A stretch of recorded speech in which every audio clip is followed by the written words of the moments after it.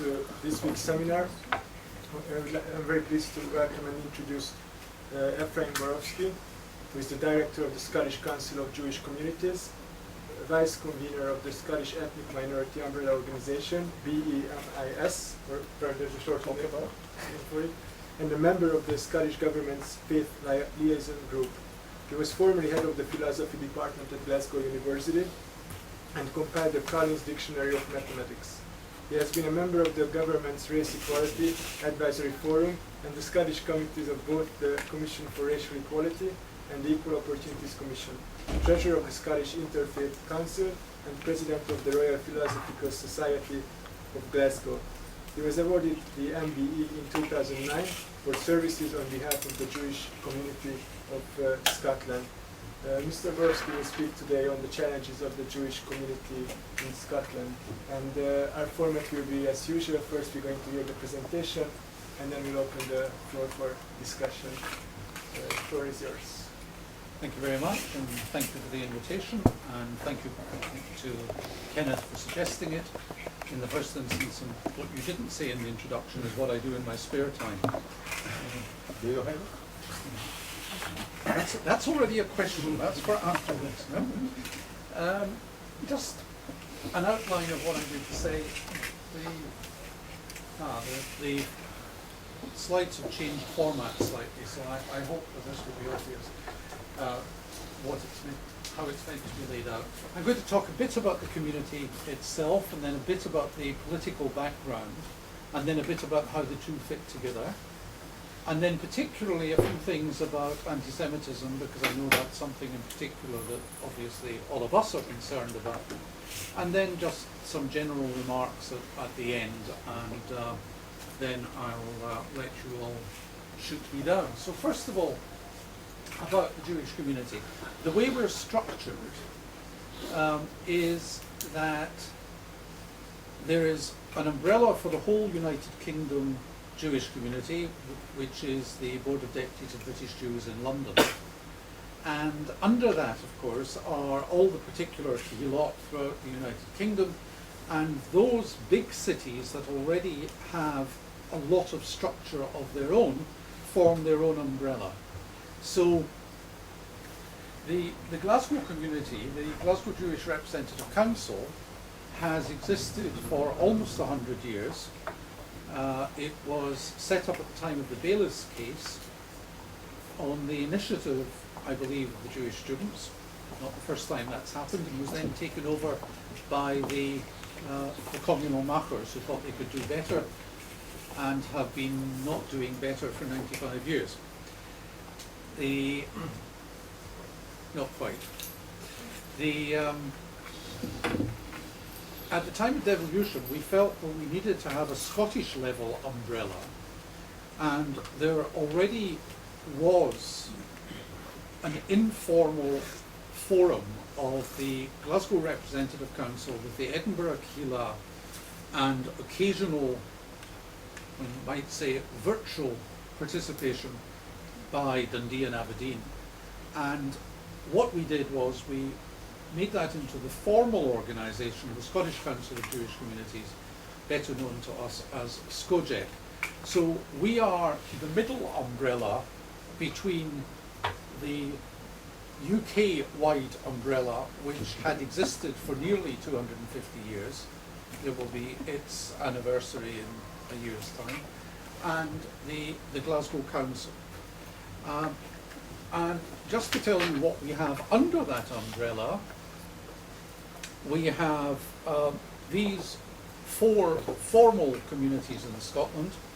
The numbers I've given there are the numbers that the 2001 census came back with as the number of people who told the census that they are currently Jewish.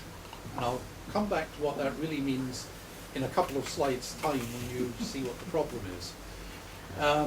The second lot of figures are the first lot of figures in bold are the figures for the cities themselves, the city of Glasgow, the city of Edinburgh, and Dundee and Aberdeen. The figures underneath that are based on the health board areas, which is a wider area including the city. And the reason that that's important is, of course, that these are the people who, if you ask them, would loosely tell you that they live in Glasgow or are part of the Glasgow community or part of the Edinburgh community and so on. So the real numbers that we're looking at, the hinterland of the 4 city communities, are the larger figures in the smaller type. However, there are a number of problems about these figures. I don't know how well you can read that, but, and I certainly know I can't read my copy of it, but in the Scottish census, unlike the English census, they asked 2 religion questions. In England they asked, what faith or religion are you, or what is your faith or religion? In Scotland they asked 2 questions. The first question was, what faith or religion do you belong to? And the second question was, what faith or religion were you brought up in?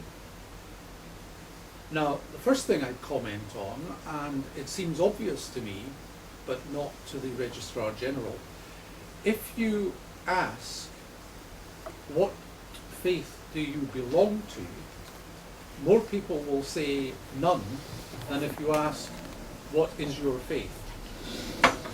Because of the concept of belonging, meaning either participating or paying a subscription or taking part in activities or whatever it might be.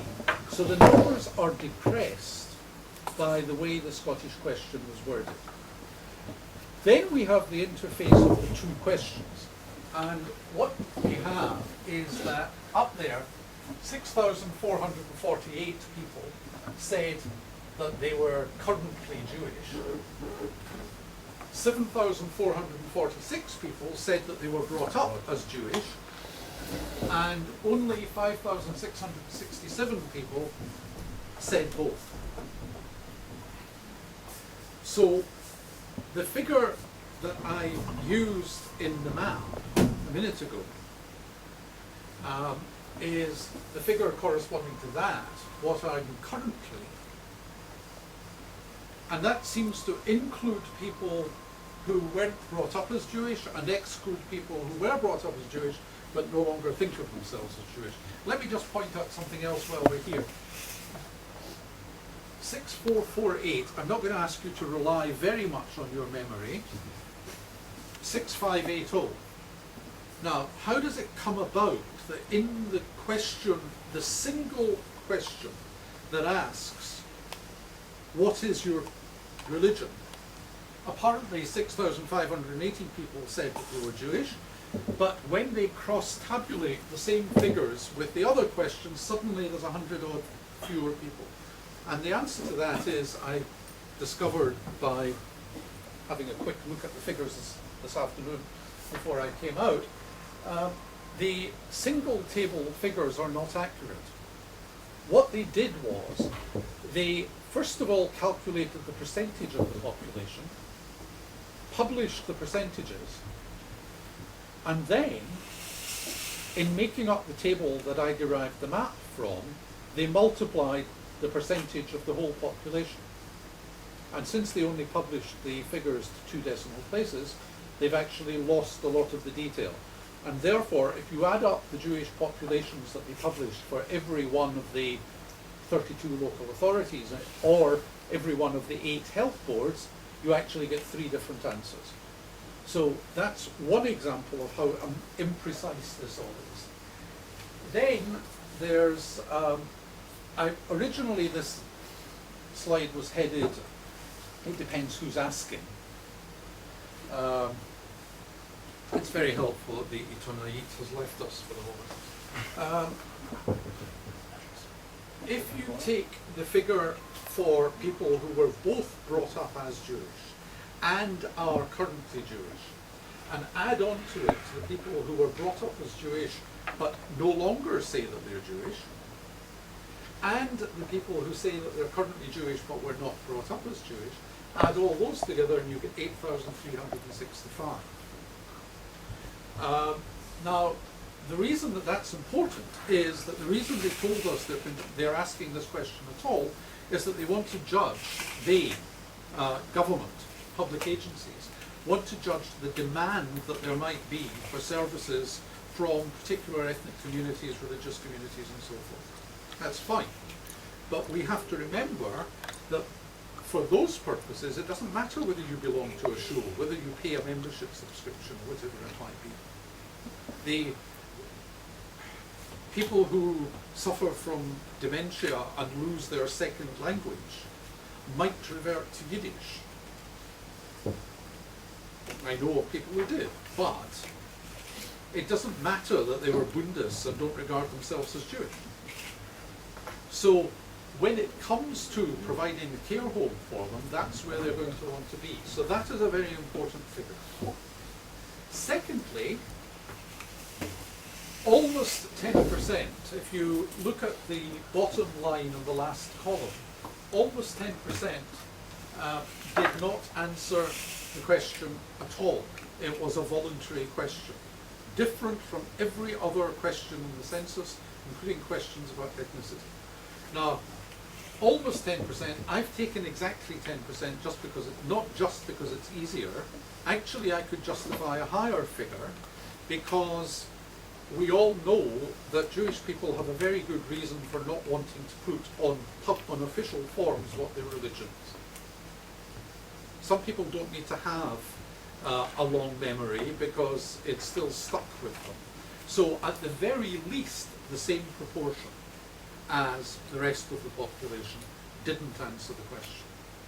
And then the most interesting thing of all, which you can't see because I've chosen too deep a colour of green, in the Canadian census, Jewish is an acceptable answer both in the religion question and in the ethnicity question. It wasn't in Scotland.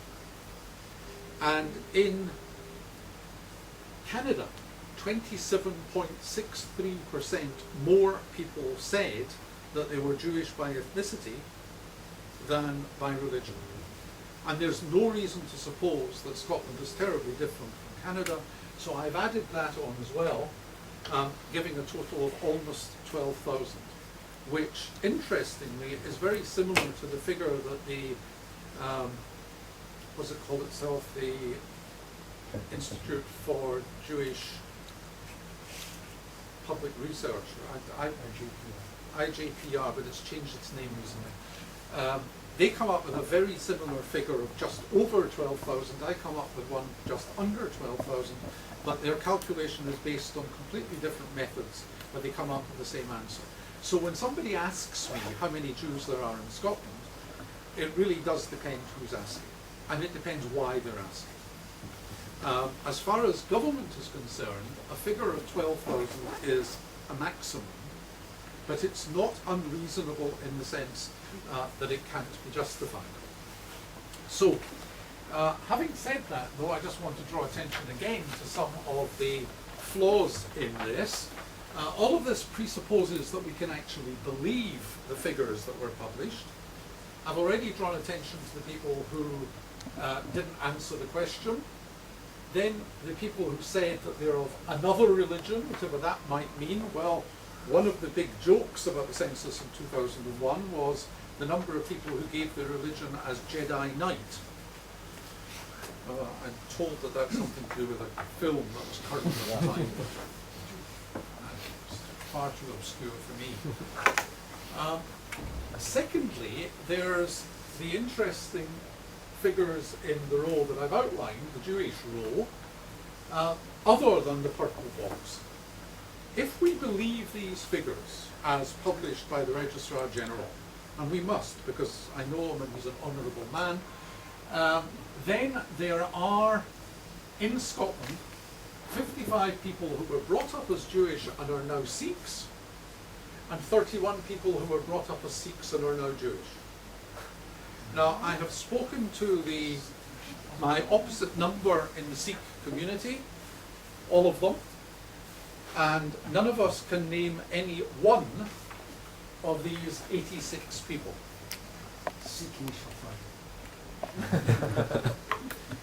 I'll write that down and use it next time I give this talk. But if we in that vein, I would say it sounds like a sick joke. But It would be possibly a sick joke if it were a joke at all, and we have sought and we haven't found. And therefore, we have to be dubious about these figures. That shows you how reliable they are. If I am correct in my guess that both those circled figures ought to be 0, then the reliability of these statistics is infinitesimal. So just bear all that in mind. But having said that, there were, until last week, at least 4 members of the Jewish community in Scotland, but 2 of them have just made Aliyah. Yes, well, there are others on the flight, but I only believe the evidence of my own eyes. So, let's move on and say something about the political background. 10 years ago, at the beginning of July, well, take it back 10.5 years, there was a referendum on the question of whether Scotland should have its own devolved government. The referendum was successful, and the Scottish government, the Scottish Parliament were established, and the Scottish Parliament met for the first time at the beginning of July exactly 10 years ago. Now the question is, how important is that? We had a bit of trouble convincing all kinds of people, both within the community and outside the community. There were people who said, well, I didn't vote in favour of it, and I told them that I wouldn't have voted in favour of income tax either, but it didn't mean I don't have to pay it. The fact is that we are now governed in Scotland by Scotland. It's been reckoned that approximately 90% of people's day-to-day lives is governed by the Scottish Parliament, and the column on the left shows you the areas that the Scottish Parliament and government are responsible for. The column on the right is things that are reserved to the UK Parliament in Westminster. And I've highlighted them here in yellow. I deliberately put equal opportunities law in the bottom there in a different colour, because equal opportunity law is a matter for Westminster, but the implementation of it in Scotland is a matter for Scotland. There are a few things like that. You'll see that transport is on both sides as well, because somebody had the bright idea that if the train stopped running at the border, it would be chaotic, and if the plane stopped flying, it would be disastrous. So it's not a bad idea to coordinate. So some aspects are in London and some aspects are in Edinburgh. With equal opportunities law, it's particularly interesting because it's implemented in Scotland, and it has been one of the frontline highlighted projects of the Scottish Government for 10 years, irrespective of which party was in charge of it, using the slogan, one Scotland, many cultures. And what I've done here is just spell out a bit more how the Scottish Government works.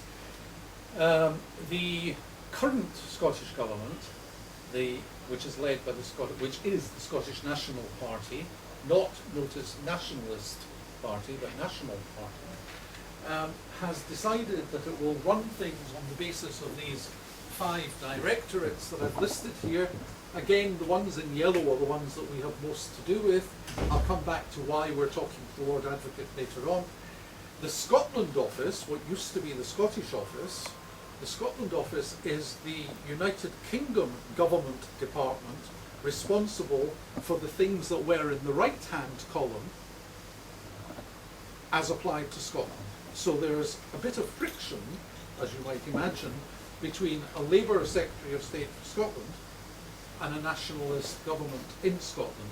And in fact, one of the first things that the Scotnats did when they came to power was to change the name of the whole thing, which was previously called the Scottish Executive, and we always use the term the Scottish Administration in order to avoid being too explicit. They said once and for all, no, it's the Scottish Government. It's not something subsidiary, it is the Government of Scotland. The background of that slide is the logo that they use for this whole One Scotland, Many Cultures project. And I have to say I'm very proud of it because I was the person who suggested that they could turn the St Andrew's flag into 4 clasped hands. Whether somebody else had the same brilliant idea, I have no idea, but I know that I suggested it to the Equality Unit at the time. And this is how it works. There are these interlocking sets of bodies of greater or lesser degree of officialdom, starting with the government ministries on the directorates, on the left-hand side, and they work through the Equality Unit, which is the people who use this logo. And the Equality Unit is very interesting because it actually reports to 2 different ministers. The Justice Department is responsible for faith, and the Communities Minister, who is also the Housing Minister, because he's got so much time in his hands, is responsible for ethnic minorities, and we therefore deal with both. As far as they're concerned, we're both a religious minority and an ethnic minority. Those of you who've been following the row about the Court of Appeal judgment about the JFS school in London might have questions to ask about that, which I'm quite happy to talk about. And we sit in the middle of all of this. The community safety people set up the faith liaison group, known as FLAG, in which the other faiths are there, and the Interfaith Council. The Communities Ministry, in its early days, set up the Race Equality Advisory Forum that I sat on representing the Jewish community with other communities. And one of the things that came out of that was BMIS, the ethnic minority infrastructure that was mentioned before, of which I'm the vice convener. And there's all these interlocking things, and then there's less formal things. There are a large number of networks of policy officers, equality networks, and so forth. And we make it our business to be in all of that. There's one of the things that came out of this was last summer, we were involved in the setting up and running of this interfaith pilgrimage. As I say, 32 participants from 7 different religions, 12 branches of 7 different religions. We were here for 6 days, and we met everybody from one of the sector leaders in Hebron to Barghouti in Ramallah. Tell you, don't ask me which was more pleasant, because I might insult somebody. But we met 35 religious and political leaders. We had some of them in to sit around the table with us, leaders of different faith groups in Yerushalayim who had never even spoken to each other before. So we felt that we'd achieved something, even just by inviting them in to talk to us. And it was supported by the government, it was supported by the Church of Scotland, the Roman Catholic Bishops' Conference, as well as various organisations in the Jewish community. So it was genuinely across the board, and we've started now planning a second event of a similar kind, which we hope will be based around civic society organisations rather than just religious. How do we involve ourselves with all of this? Well, we are, first of all, just a bit of background about us. We are an educational charity. So we are not, God forbid, a lobbying organisation. Any suggestion that we have anything in common with IPAC, for example, would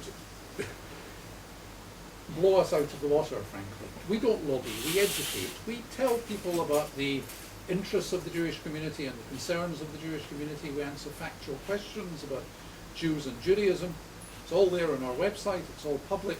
But above all, we're a charity, we're involved in education and promoting citizenship and harmony and good relations. We're representative. Our board is made up of representatives of the 4 formal communities, the informal communities, the students, a number of advisors who are experts in their own fields. And we do not simply sit down and say, this is what we think the Jewish community ought to say about this or that issue. We will put a paper round, we'll gather responses. If it's a religious matter, we will talk to the Rabbanim, we'll talk to the, not just the Orthodox community, but the Reform and Liberal communities as well, and we'll put all that together. If it's a welfare matter, we'll talk to the welfare organisations. So we are genuinely testing the opinion of the community and then putting that together for them. We are part of the Board of Deputies, but independent of them, and as well as that, we provide some services for the national UK community and others. This is just a list of the consultations that we've responded to in the last 6 months or so. There have been actually several about Shkita. The second one down is interesting. The public petitions process is something unique to the Scottish Parliament. Anybody, one person or 5 million people, can write to the Scottish Parliament and say, I think you ought to be doing something about such and such. And there is a public petitions committee which will look at that, will then write to the relevant minister and ask for comments, will maybe pass it to the relevant parliamentary committee, and eventually they will close the petition. And one of the things we're discovering is that there are large numbers of petitions which are either about Gaza or about, in some other way, anti-Israel.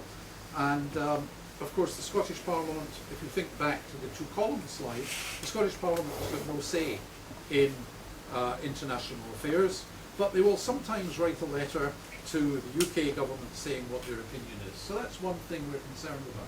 The reason that we had to take this up with the Parliament is we discovered that the first thing they do when they get a petition is to write to the petitioner saying, give us a short paper, I think it's up to 4 pages, explaining the background to this.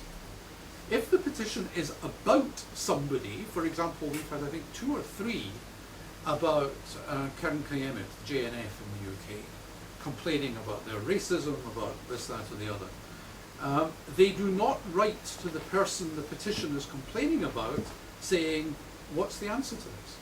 So one of the things that we've said, this is of course nothing to do with our fighting our own corner, this is a completely general matter. You ought to give people the opportunity to reply to a complaint made about themselves.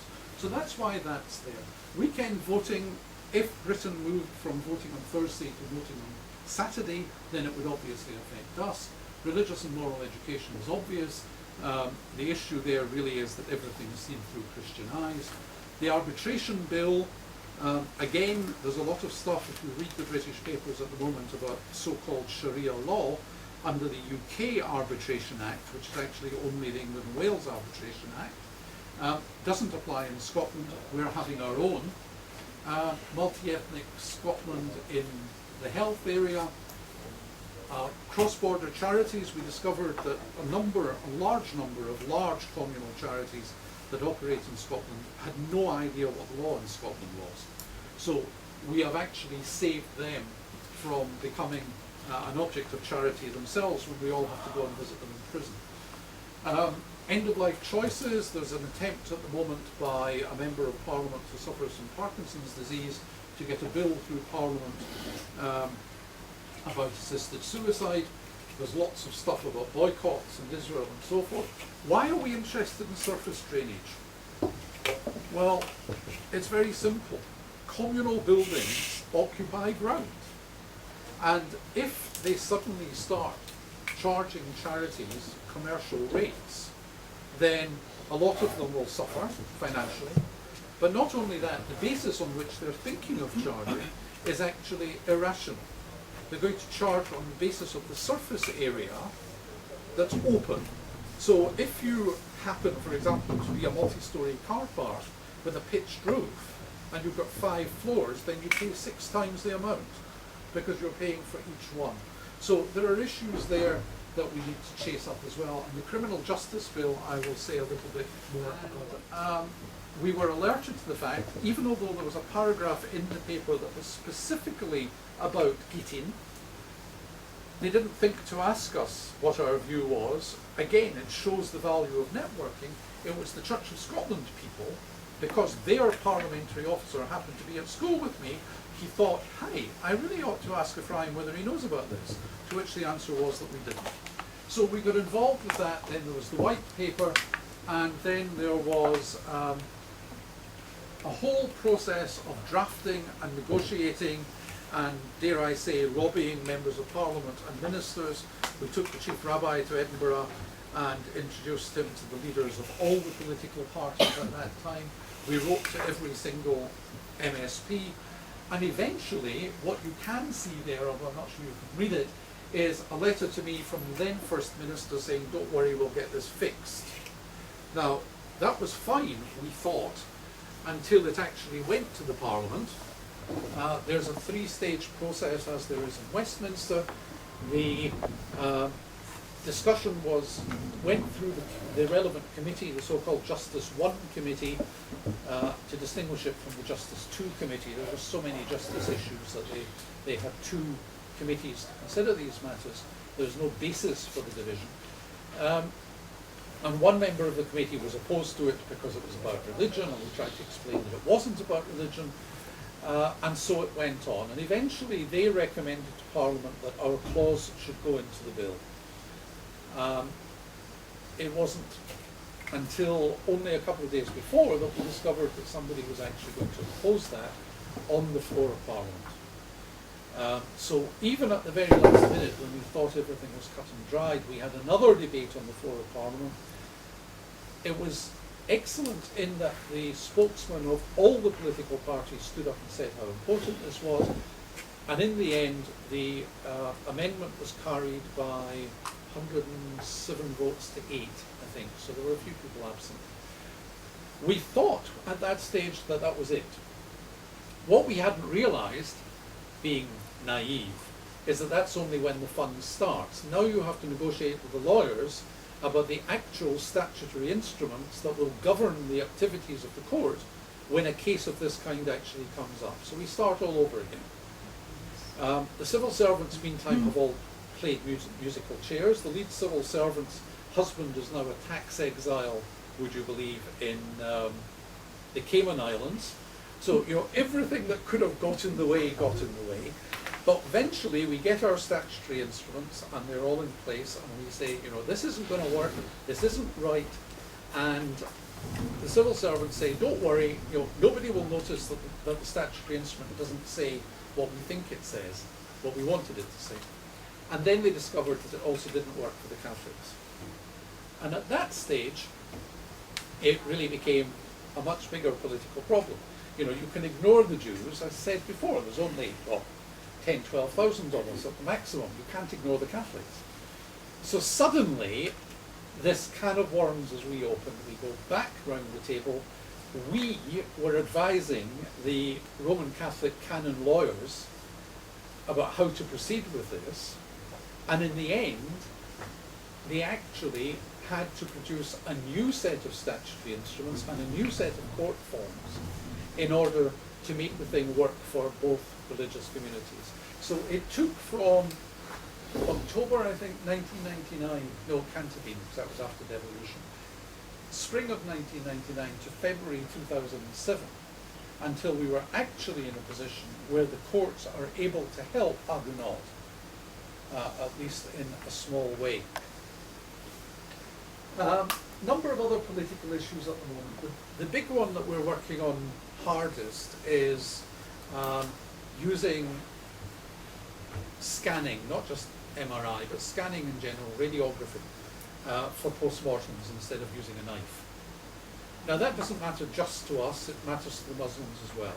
There's a scheme at the moment, a pilot scheme in Manchester, but the law is different in England, very different in England. But we're working on this. We have spoken to the Lord Advocate, we've spoken to the Justice Ministers, we've spoken to the Health Minister, we've spoken to the spokespeople of the other parties about this, and everybody's in favour. The way it seems at the moment, we have an opportunity, because there is a justice bill before Parliament, we have the opportunity of maybe putting a clause into that. There are provisions going through Westminster at the moment, and we could mirror that. But the advice that we have from the Lord Advocate is that we don't actually need to, that really she is in charge, and this is a difference between Scotland and England. She is in charge of the process of certifying deaths. And if she says, I am prepared to accept a report from a pathologist, from a radiologist, rather than a pathologist, then what she says goes. So we think we can fix this without legislation. But it's also a good example of this whole business of networking, because Leah Granite, who works with me, a couple of weeks ago was sitting in the lobby of Parliament, and in the course of 2 hours, she managed to speak to, not because she went and grabbed them by the arm, but because they came to say hello to her, the Health Minister and the Justice Minister and the lead member of the committee that's looking at this bill at the moment, and the Lord Advocate. And I happened to go in later that week, and I was sitting checking my email in the parliamentary lobby, because they've now got Wi-Fi visitors because I asked for it. And the Lord Advocate comes up behind me, taps me on the shoulder and says, why don't you come and have tea one day and we'll talk about this. Now, when you've got the ministers coming to us, we have a level of access in Scotland that I haven't heard of anywhere else. And that's why we're able to do what we're able to do.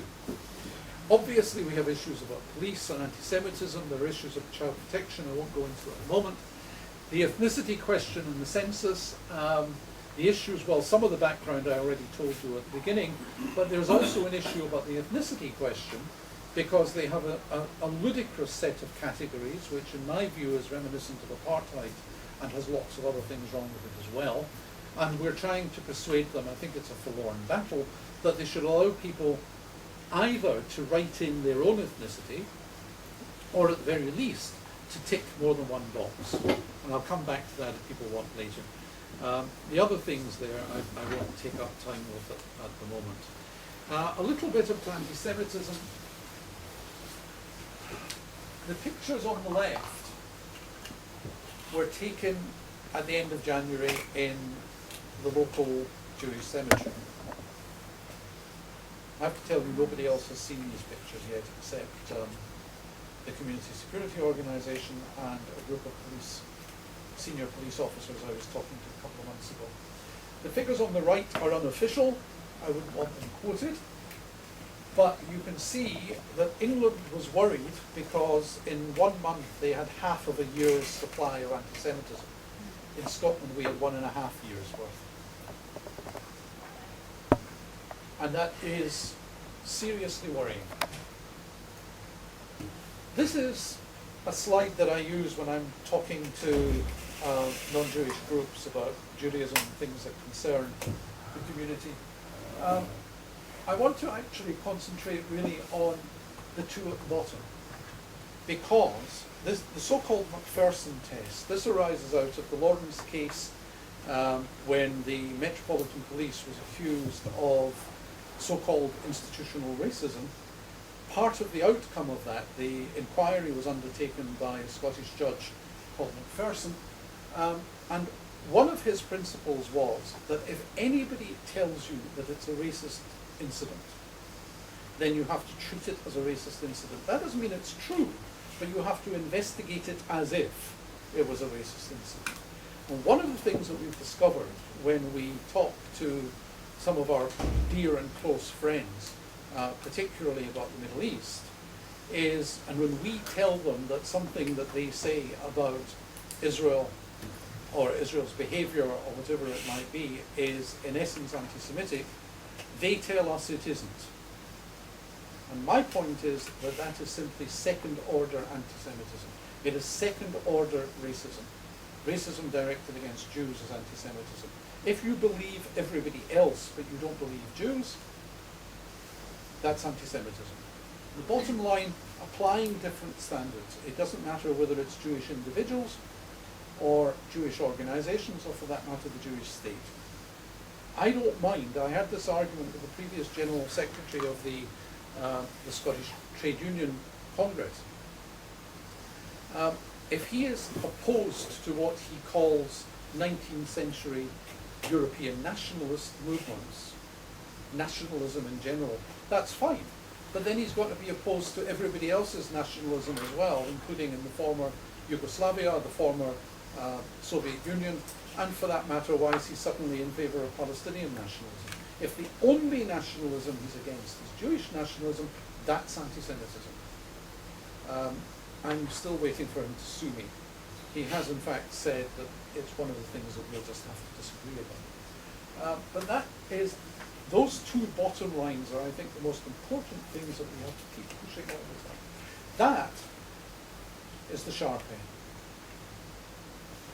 Exactly 2 years ago, I came back from spending my summer here, and that was the first item of post I received. That was a postcard addressed to me personally at home. It was not in an envelope, it was not to the office, it was a postcard to me at home. Now the bottom line tells me it's not from a Muslim. The vocabulary tells me it's from somebody educated, if you'll pardon the abuse of the word educated. Normal people don't use words like megalomaniacal. Even if they say megalomaniac, they don't say megalomaniacal.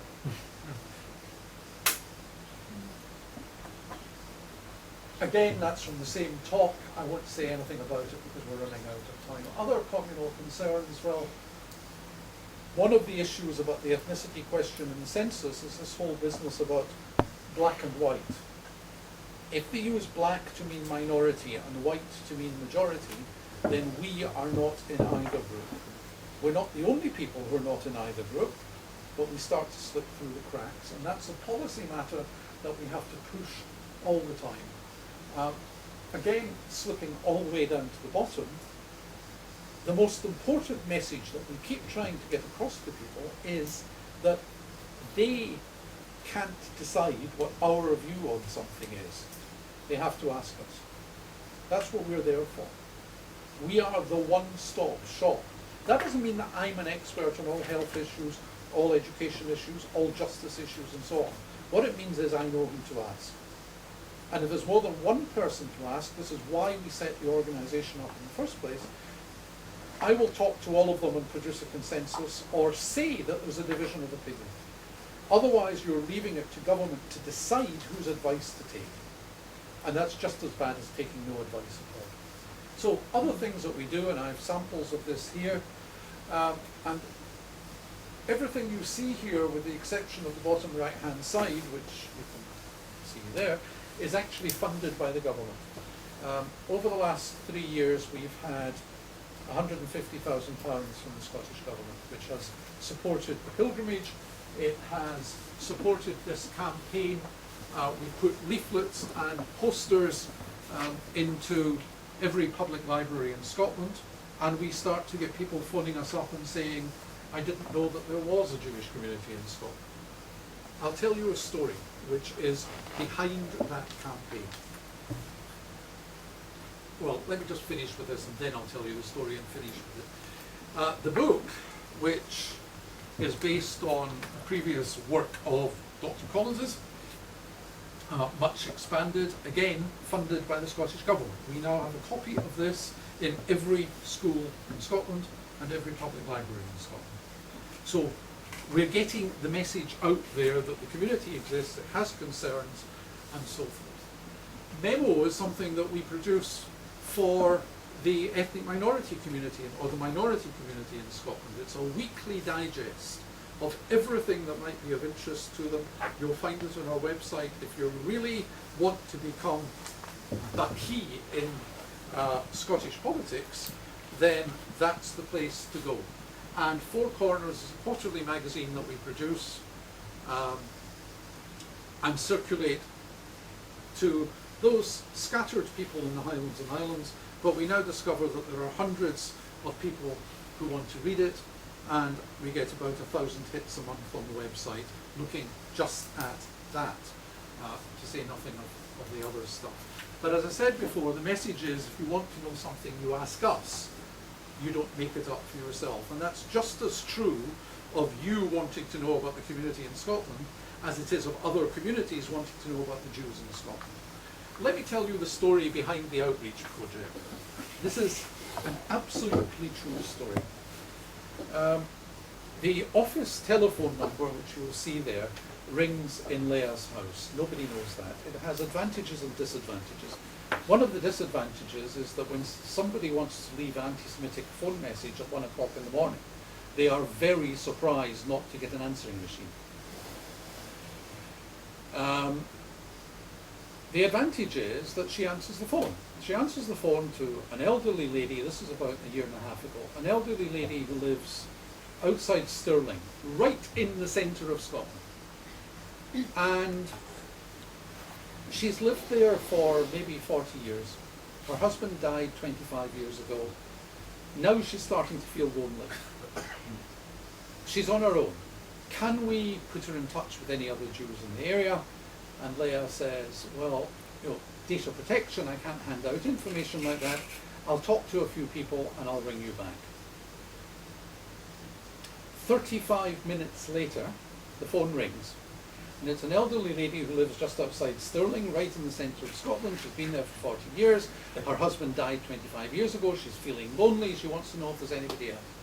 These two women, it wasn't that she's dementing and she'd forgotten she'd phoned. These two women live at opposite sides of the same village, approximately 5 miles apart. For those of you who need that to be translated, approximately 8 kilometres apart. Neither of them knows the other exists. They both think they're the only Jewish person in central Scotland. A month after that, the same thing happened. Somebody phoned from the north coast, just north of Aberdeen on the coast. Similar story. It wasn't within 40 minutes, but within a week somebody else had phoned from not the same village but the next village. Again, they live about 15 miles apart. 2 months ago, the same thing happened again. We are getting people contacting us. That was, the first story was why we produced these. And what's happening now is, as a result of that, we're having more and more people, and the amazing thing is, why it should be, I've no idea. But they come in pairs. So they answer their own question. So that's one of the things that we are contributing to the community, and that is why the government is prepared to fund us to do the stuff that we do, which of course releases us to spend our own money on what we won't ever, God forbid, call lobbying, but promoting the interests of the Jewish community and educating the Scottish polity about what's important to us. Thank you.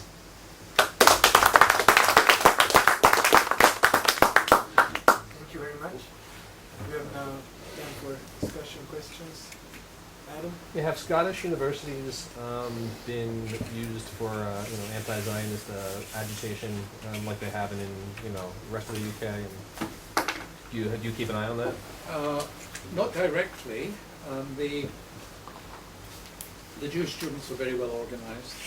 We have a good relationship with the chaplaincy board. You'll see that the lead story on the current issue of Four Corners is that they've just appointed a new Jewish student chaplain. Now, the notion of chaplain is, of course, that they're looking for a Rav.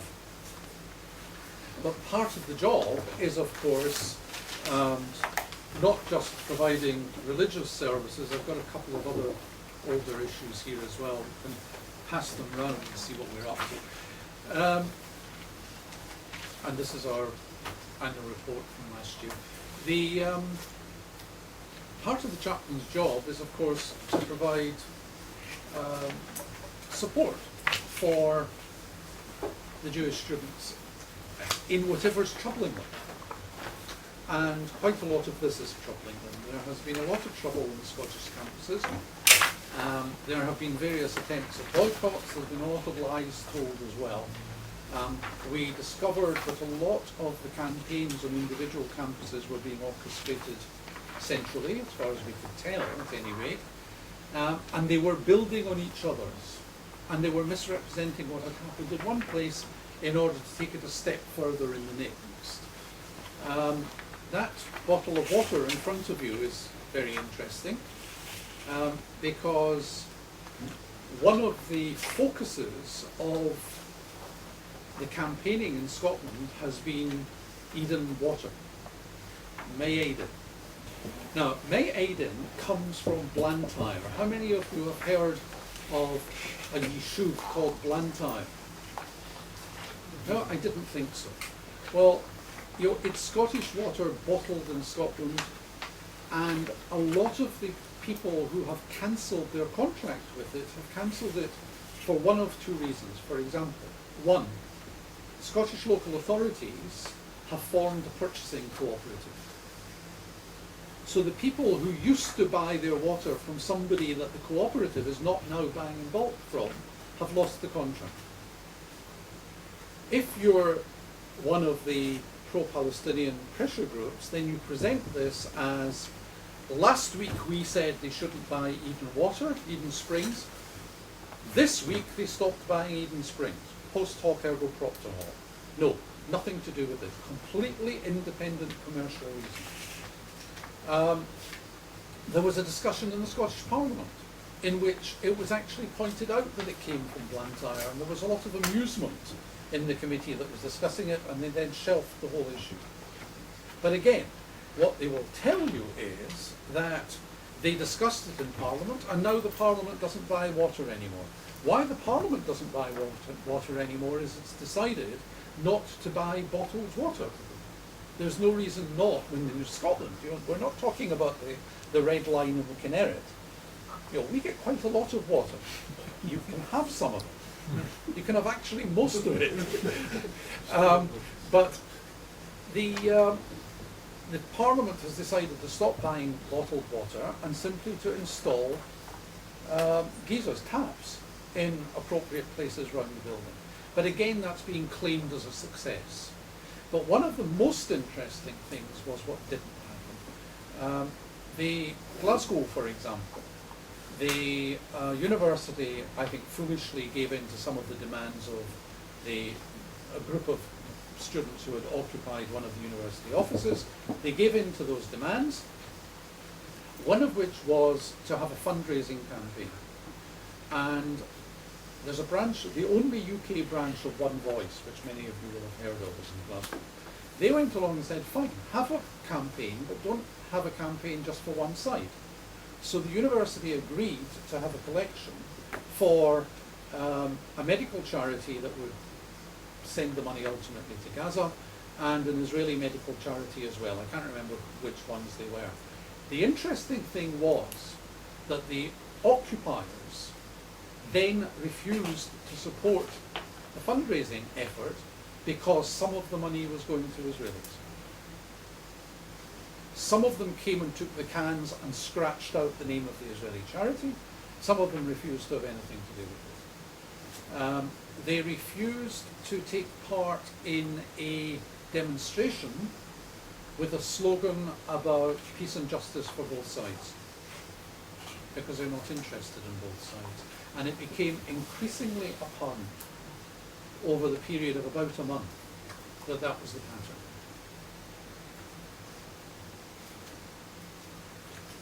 A small question, a big question. Is there a sizable number of Israelis living in Scotland and Russians living in Scotland? And secondly, you're speaking really with great interest about the community organizations. How about internally? What's those of us who didn't come from the British Empire? Is Scottish Jewry shrinking? Is it growing? Is it getting strengthened or falling apart? My sense is that at one point there were far larger numbers of Jews in the bigger cities, and they've been emptying out. Can you give us like an insight? Nelson, you guys are here. Someone who's left in Scotland to run the community, and give us a future trend as well. Oh, absolutely. Okay, the small question, I take it the small question was the first one. Is that you? We don't really know how many Israelis there are, because, well, I'll say the same about them as I say about some of the students, and this is relevant to your question also. If you are really interested in Yiddishkeit, then you don't go to study in Aberdeen when you know in advance that the number of Jews who live in Aberdeen at all is, according to the census, I think it said 30. Most of whom have nothing to do with the Jewish community. Similarly, if you're going to commit Yeridah, one of the places not to go would be Scotland if you wanted to stay in touch with Judaism. Unless you move into the centre of one of the cities because work takes you there. That's a different story. There are some people who are there for good professional reasons. But we discover pockets, no, not pockets, that makes it sound as though there are numbers of them. There are odd, and some of them are very odd, Israelis scattered around the whole of Scotland. Wherever you go, there's somebody, and again, this is an attempt to reach them. And frankly, you know, that's why we chose the images that we did for the left-hand side of the poster. We had a long discussion about whether the Israeli flag should be one of them. Answer yes, because we have to have a Magen David there somehow anyway. Why should it not be the Israeli flag? And it's one of the things that will catch the attention of the Israelis who happen to see it. Maybe we should even have put some more Hebrew on the poster, but the trouble is that if we put more Hebrew on the poster, the non-Israelis who see it will think then that it's Frum and they want anything to do with it. Because if it's Hebrew, it must be prayers. Right? So, you know, that's as far as we can go is the word Shema. There are these scattered people throughout Scotland. I told you the stories about the old women who formed us. We don't know about the others. We organised the pictures at the right-hand side of the second last slide.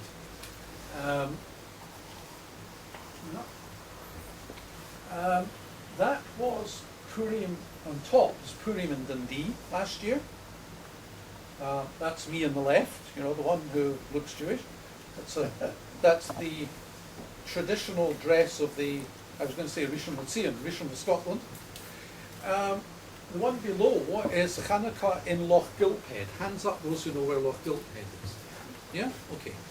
A whole, there's always one.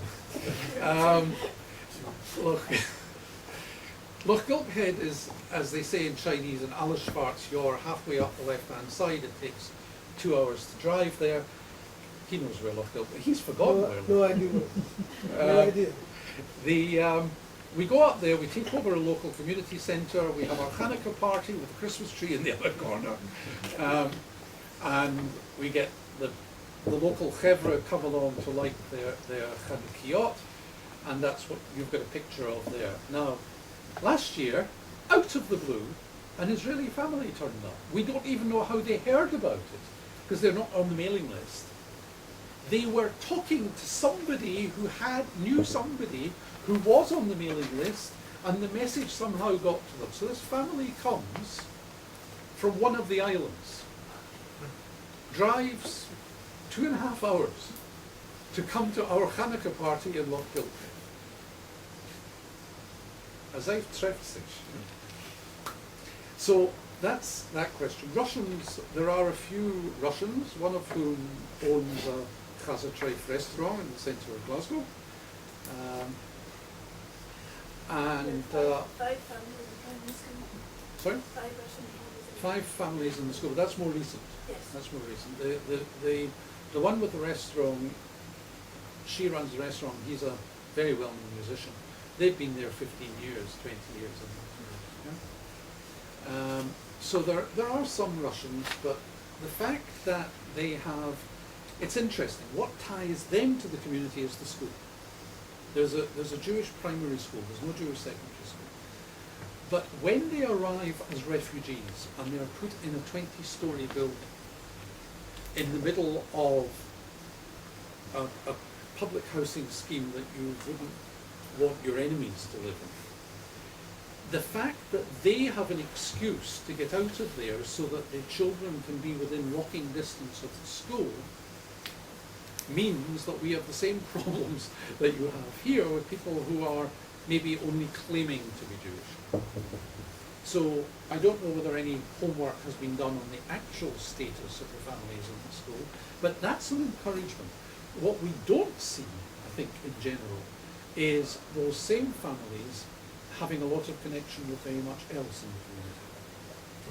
One of the, Fran hasn't said, but one of the reasons that some of these Russians have turned up in the last few years is because of Britain's asylum-seeking rules Most of them have been in Israel for a period of time, have not made a success of it, and decided that it would be good for them professionally to learn some English.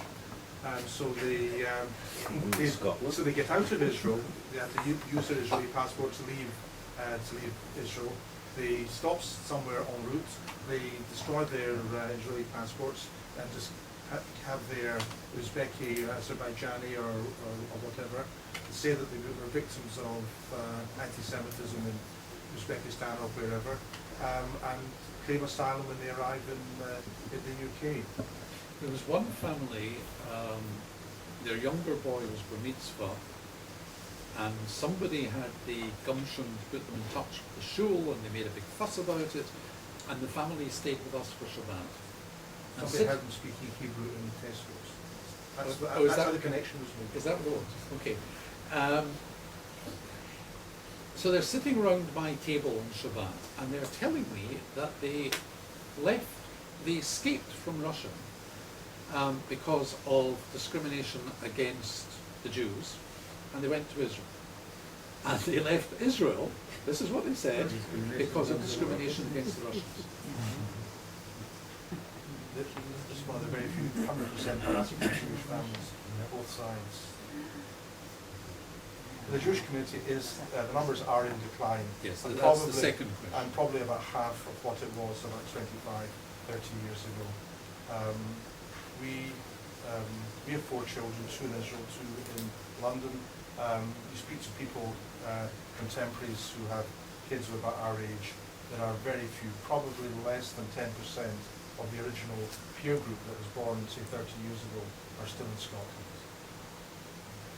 But one of the interesting phenomena, and you hear this a lot about France, but I think it's true of us as well, is the accelerating rate of Aliyah.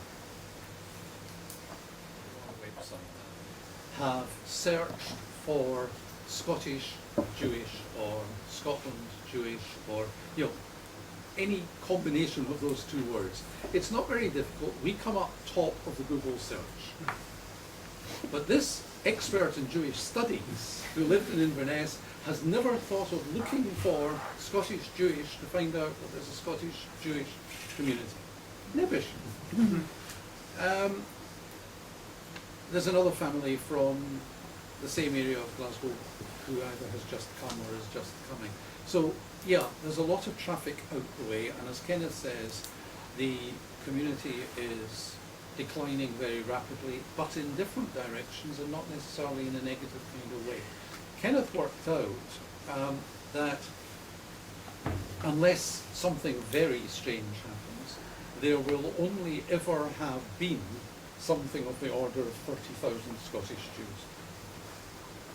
The Scottish Jewish Archives Committee, which I remain chairman, even living here, is the Historical Society for the Jews in Scotland. And one of the projects over the last few years has been to identify everyone Jewish who has lived in Scotland. The cemeteries were obviously one of the first targets, people who died in Scotland. But American Jews, you probably know that during the period of mass emigration from Eastern Europe at the end of the 19th, beginning of the 20th century, many Jews who went to America passed through the United Kingdom. Most were on a route which took them across the North Sea. They went to Hull or Tilbury. They got the train to Liverpool and they sailed to New York. But about 150,000 Jews, that's a fairly substantial number, went to the United States. They sailed to either Leith, which is the port of Edinburgh, or to Dundee. They got the train to Glasgow and got the boat from Greenock to New York. So a number of people stayed for a little while. They learned some English. However, our Australian friends say we do speak at least as good English as the Australians do. I have to say, I was actually going to apologise for the language in my talk and offer to speak Hebrew instead if you found it easier. So this has been a very, very popular piece of information for Americans who are looking for information about relatives who stopped off in Scotland maybe for a year or 2 years and then moved on to the States. So we've got about 30,000 names of Jews who have lived in Scotland. Our cemeteries probably don't have more than about 7,000 or 8,000 We'll get. I think we've got to the stage where there are more more dead than alive. That's a sign of a mature community. Could I ask, during this the talk, and I don't remember the exact details, but I understand it that in working out the application of certain laws in practice, the matter of regulations and things like that, you appear to have solved a difficult problem by relying on the personality of the title of the lady who decides whether, I think, whether someone has died or can sign a death certificate. Isn't this a bit dangerous, relying on one particular person who might not be there after the next election? No, because she doesn't get asked about everybody. But if she says, we have to deal with the local procurators fiscal, who are the prosecutors. In Scotland, not like England, where there's a separate coroner's service. In England, approximately 10% of deaths result in a post-mortem, which I find astonishing. In Scotland, it's a tiny fraction. Any sudden death is reported to the procurator fiscal. There is a particular fiscal who is known as the deaths fiscal, who comes in on a Monday morning. I happen to know this because one of my colleagues at the university was married to the woman who had this excellent tough kid. She would come into a pile on a Monday morning and would basically shuffle them and say, well, yeah, there's nothing really suspicious about that. And only if something is genuinely suspicious would they then ask for a post-mortem for criminal purposes. We had a case recently which we negotiated with the Glasgow Procurator Fiscal and with pathologists. This was an elderly woman who had been ill for a very long time and had been moved from hospital to hospital, and that was the problem. No one hospital had the files. So the place where she died couldn't certify the whole causal relationship leading up to that, and they wanted a post-mortem. The family are from, they didn't want a post-mortem. We spoke to the fiscal and pathologist and the fiscal and pathologist and fiscal and pathologist until we got to somebody sufficiently senior, pathologist, who said, I will requisition all the files. Within an hour, he had all 3 hospital files in front of him, looked at them and said, nothing suspicious about this, the one died of old age, bury her. Now, that's called view and grant. They look at the body, they look at the file, they decide to grant permission to bury the body. We've also made a point to them that since the people who are interested in this are these very people who are not going to consider cremation, ultimately, if there is a problem, they can always go and have another look. It's not terminal, so to speak.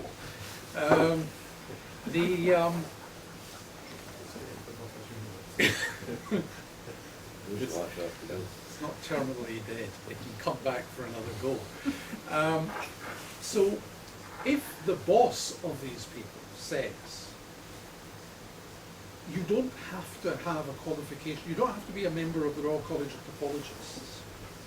Any relevant expert will do. There might be, Kenneth Yeoman, there might be other situations where the pathologist says, well, actually, I would like an opinion on this from a neurologist or an enterologist, or whatever it might be, because that's their expertise. They can tell me whether this is a natural course of events or not. And the other interesting thing is we have from the Manchester coroner, who is very keen on it and works with the Chevra Kadisha there, and has reduced the number of Jewish post-mortems in Manchester from more than 100 a year to about 5, less than 5, by using MRI. There are causes of death that MRI will identify that a surgical post-mortem will not, like pneumothorax. So we're selling them a whole collection of things. The other interesting thing is that in Manchester, they charge the Kahila £1,000 for an MRI. And the point that we're making is you're treating this like a private patient. If I go in because there's something wrong with me, and I'm prepared to sit in the queue, then the National Health Service will deal with me. If I say I want it now, and I want that surgeon, then I'll pay. And you're saying that about this mace. that actually we're withdrawing them from one bit of the NHS and putting them into a different bit of the NHS. And my hunch is that both the time and the staff cost less for radiology than for a full surgical post-mortem. Not least, the full surgical post-mortem is done between 9 and 5. The scanning can be done, if you'll pardon the expression, in dead time. And the same machines are hired out to the oil industry in Aberdeen to look for metal fatigue. Why should they not look for bone fatigue? I think one of the key points with this is that in England, the coroner system is very rigidly controlled. And the fact that they're doing all these MRI scans instead of post-mortem means they have to do a certain level of investigation. There is complete flexibility within the property system. If the fiscal says we don't need it, we don't need it. But you're still relying on someone saying we don't need it. But the presumption... You're relying on her making a ruling. But there has been a presumption of common sense in the system for long enough. It's unlikely that anybody else is going to come in and rock the boat. Maybe true of Scotland. It has worked in common sense for a long time. Yeah. And they couldn't change it. Because let's suppose that her successor suddenly says, we want the same level of postmortems as they have in England. The pathology service would collapse. They would suddenly think about what I just said about Manchester, take it the other way around. They'd suddenly have 10 times as many postmortems to do. Who's going to do them? The porter.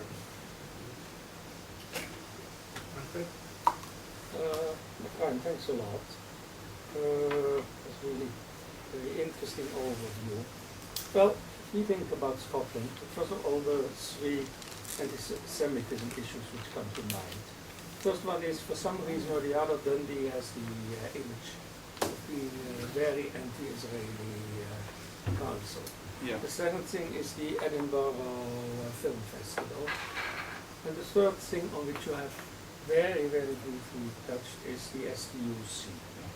So we would like to understand that. Is Galloway from Dundee or? As it happens. Okay. So the other thing, of course, which interests us, what was interesting there when you gave the figures, Muslims are less than 1%, which of course in Scotland, which is of course a very different figure from than the UK figure. We reckon 25 to 30,000.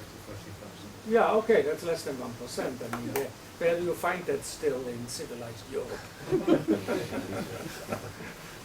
So, the interaction with the Muslim community. You mentioned one common interest, MRI, which of course is very Shkita is an interest. What? And also with Bilal, we've had a circumcision, we've had some... the Muslims don't have their own modelling, and we've been involved in a committee of crime. What about kashrut as a source of acceptable food? Oh, we have. Oh no, I mean that are the positive things. Yeah, yeah. Oh. Then you get what's another eternal cemeteries, which are the classics of. That's not a problem. We've got too much land. No, but because that's that are usually the, let's say, the positive things of collaboration. Then there are the issues of friction, Muslim hatred as an extreme form of anti-Semitism, these kind of things. So these essentially are, let's say, my main questions, because we don't have very much time. Yep. The three things which stick out as being anti-Semitic, and the issue of Muslim-Jewish relations. Plus, of course, the Scottish Church, which is considered to be a mainstream anti-Israeli church. Okay, do you want the 3-day version or the 5-day version of the answer? Look, I always say that I give a big seminar in a quarter of an hour. So. Okay, running very quickly through this. Let's just start with kashrut and the Muslims, because it's interesting. We have had a number of inquiries, hits on the website and so on, from Muslims looking for information about kashrut. We know that. We know that by looking at the web statistics. One of my colleagues in the various organisations that I was talking about, phoned me up once and said that her mother was more frugal than she is and wanted to know where she could get kosher chickens. I was amazed when I said the local supermarket. So yes, they do have an interest in kashrut as well, but not as much as in the specific question of shekta, Brit Milah, and cemeteries, as I say, aren't a problem for us in particular.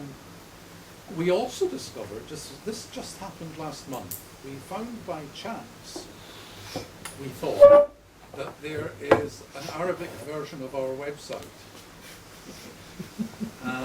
And we kept clicking on links. Now, my Arabic is non-existent, and I mean non-existent. But it was structured the same, and the same buttons and so on. And you click, and suddenly there's the next page, also in Arabic. And then I realized what had happened. If you use Google to translate a page of a website, it will then automatically translate where you go next. So it looks as though there's a whole copy of the website somewhere else, but actually it's just Google doing more than you asked it to do. I discovered, by the way, that Google translates Scotland into Arabic, but it doesn't translate Scotland into Ivrit. It's something like, right, it's a Kilot Be, Scotland written out in Roman letters. Why? I have no idea. There you go. We did discover that an organisation called ESA, E-S-A, E-I-S-A, had a link on its website to our website, to our guide to Jewish facilities in Scotland. And we were a bit puzzled. We traced this back. We discovered that, again, pages and pages and pages of Arabic with a link to our website in the corner. So we thought we'd better check this out and find out whether it's a list of places to firebomb or whether it's a list of places to buy kosher chickens. And of course we just used Google again, and it told us, in fact, it was the Edinburgh Saudi Arabian Students Association that was telling its people where to buy kosher chicken. Where do you get the information? You get it from the Jews. So we don't mind them copying our material. We mind Lubavitch doing it, but we don't mind when the Muslims do it. Right, Dundee. I don't know why Dundee is the centre of this. It could be, again, a matter of personalities. The process starts with somebody and it kind of develops from there. Dundee and Glasgow have always been the centres of, when we talk about Red Clydeside. Don't know why they don't talk about Red Tayside, but recently Dundee has always been very, very left-wing. And an aspect of that is, as you say, George Galloway, whose attitudes to lots of things, I suppose, leave something to be desired. But this is one of the things that he has made a particular issue of, as we all know. Dundee, if we played the same game with them as they play with us, it would also be very interesting. The Dundee local authority compulsorily purchased the old shul in order to make way for a shopping centre. Now, I don't recall anybody standing up and accusing them of anti-Semitism. But if somebody compulsorily purchases an Arab's house in order to complete a motorway, that's because of the Israelis' apartheid policies. So, there are interesting things that one can say about Dundee, and very often I do, but not in the press or here. The Edinburgh Film Festival, that's interesting because it's the second time this has happened. And again, I'm not sure whether this is another example of post hoc or ergo propter hoc. Somebody complains and they decide to do something. What I don't understand, I have to say, is why the Israeli embassy in London set themselves up for this by giving £300 in order to bring the producer to Edinburgh. Why not give the £300 to the producer to buy a ticket? There would never have been a problem. Because the outcome of all of this, whether it was officially a compromise, I don't know, but the outcome was that the producer would come anyway and talk anyway, but they were just turning down £300 for the travel. Now, anybody with half a brain could have avoided the problem. But what was interesting, again, was what came out of it and the kinds of things that Ken Moat said and the kinds of things that other people said about what Ken Moat said. And they got very bad publicity in the Scotsman newspaper out of it.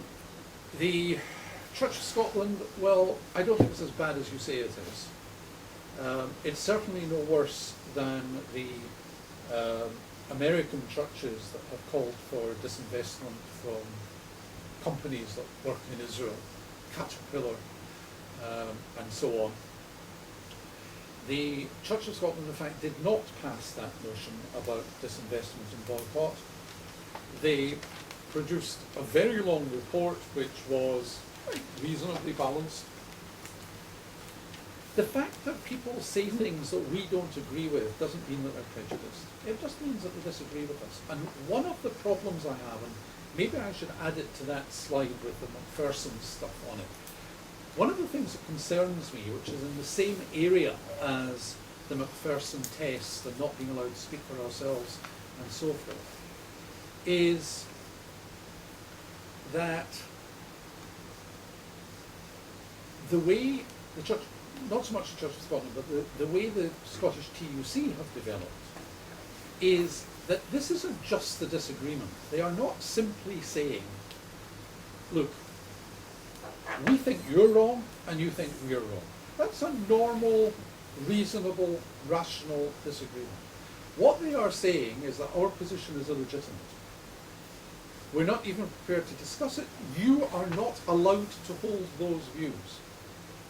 And that's the point at which I say, no, this isn't rational disagreement anymore, this is fascism.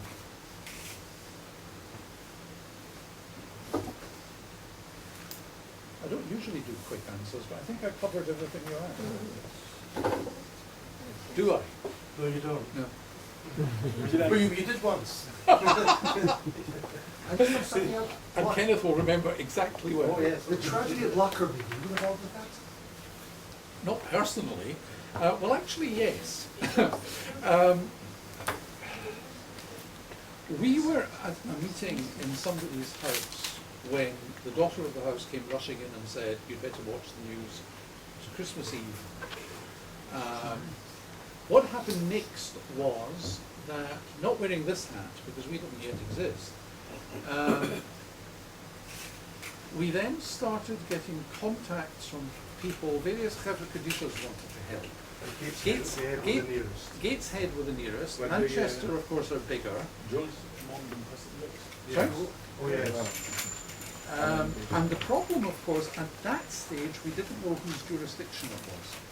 Because one of the things that nobody has actually pointed out is that that plane blew up in England. That plane blew up over England. It fell 5 miles. Now, you don't fall vertically, you're flying at 600 miles an hour. You follow a parabola. Now, the physicists here can work out exactly how far. But the fact is, and this is back to, you know, the same business with the Glasgow airport bombing and so forth, the Lord Advocate, with whom we share cuddles periodically, has to negotiate with the English law authorities about who's in charge of this. This time in Lockerbie it was agreed that there's no question it was a Scottish case. Our involvement was, first of all, because it's a Scottish case, all that we've just said about postmortems and so forth has to be done under Scots law. So a lot of do-gooders, however big their hats and long their payers are, who turn up from Manchester and Gateshead claiming to be the experts, they don't know what the situation is in Scotland. So actually, we had to do a certain amount of smoothing of paths between these people and the police and other authorities. That's number one. Number two, after a lot of toing and froing, British Airways agreed to fly somebody over from here who was described by one of the local rabbinim as, unfortunately, an expert in three-dimensional jigsaws. A chap called Jay Levinson, I don't know if anybody knows him, worked for the police here. He arrives ultimately in Glasgow, and I drove him down to Lockwood. I didn't hang around. I drove straight back, but then he spent Shabbat with us the week after. Now, what I do know from him, and he has repeatedly offered to show me his photograph album, which for some reason I have found a resistible offer. What I do know from him is that there came a point in the general investigation when the police and the procurator fiscal simply said, we can't take it. Remember, this is before DNA really became commonplace. We can't really take this investigation any further. We have a bag of what I can only describe as giblets, and that represents 5 people. Jay says that he is absolutely certain that he identified the bodies of all the Jewish victims. Now, what's more interesting than that is something that happened in Dundee, anti-Semitic Dundee. A couple of years ago, an Israeli family were driving, this is not the first time this has happened, from Perth to Dundee. Whether they forgot they were on the wrong side of the road, I don't know, but they drove into the back of a lorry. And of this family of 6, 4 were killed outright. They were all taken to the hospital in Dundee. It was, I think, a Sunday. The police and the procurator fiscal appeared to them and started to get on with it. And the family said, we want the funeral to take place as soon as possible in Israel. So far, so good. But in that car were 2 identical twins. One was dead, one was in a coma. You can't issue a death certificate al-tanai. You have to know which is which. They phoned the family in Haifa. They asked, a friend of mine actually did this, phoned the family and said, look, I know this is not a good time, but tell me, how did you tell the girls apart? One of them was a birthmark. Sorted it out, issued a death certificate for the one who was dead. They were buried in Haifa the next day.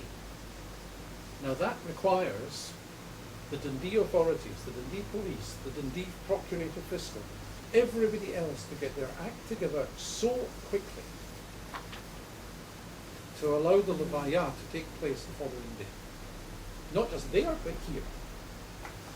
So, we have good stories to tell as well. Well, if that's a good story. Thank you very much. Thank you everyone for coming. Our next event will be on Wednesday. Rela Minskef, and we'll talk about Jewish life cycles. So if anyone would like to come, please let me know.